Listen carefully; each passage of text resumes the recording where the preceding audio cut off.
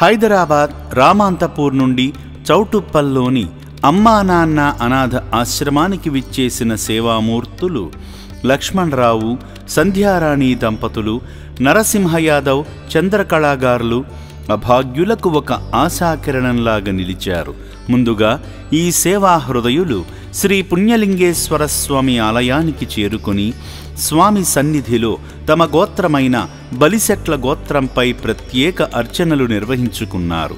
పరమేశ్వరుని అనుగ్రహం పొందే దిశగా లింగాకారునికి జలాభిషేకం చేశారు.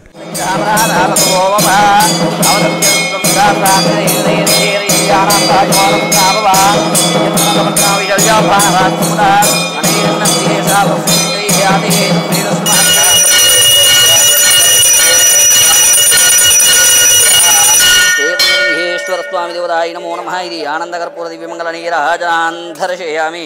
హర నః పార్వతీపదే హర హర మహాదేవ శంభో శంకర హర హర నమ శివార్పణమాయ కీర్తిం ప్రజాం దో భాగదేనైవైనం ప్రణీతి బ్రాహ్మణ పరౌషే ఉద్ధరేతు బ్రాహ్మణో వై సర్వా దేవతాః సర్వాభిరేవైనం దేవతాభిరుద్ధరతి యావదేర్వై దేవతాత్తాత్ సర్వాభి దేవి బ్రాహ్మణే వసంతి. ఆశ్రమంలో జరుగుతున్న హోమంలో పాల్గొని పూజలు చేసి శివయ్య అనుగ్రహానికి పాత్రులయ్యారు.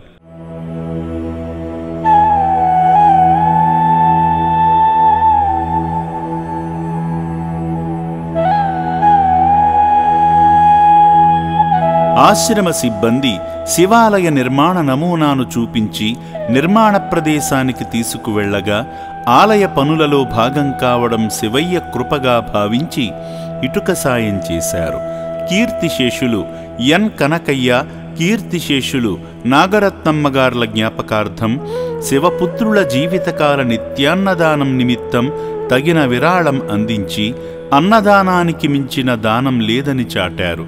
తల్లిదండ్రుల ఆశీస్సులతో ఆకలితో ఉన్న అభాగ్యులకు జీవితాంతం కడుపు నిండి ఈ పథకంలో భాగమైన ఈ సేవామూర్తుల కుటుంబాన్ని ఆ పరమేశ్వరుడు సదా రక్షించాలని అమ్మా నాన్న అనాథాశ్రమం కోరుకుంటుంది. శివాభిషేకం చేసిన తర్వాత మనం ఇటుకలు కూడా అక్కడ టెంపుల్ దగ్గర తీసుకుపోవడం జరిగింది, గుడి కన్స్ట్రక్షన్ దగ్గరికి.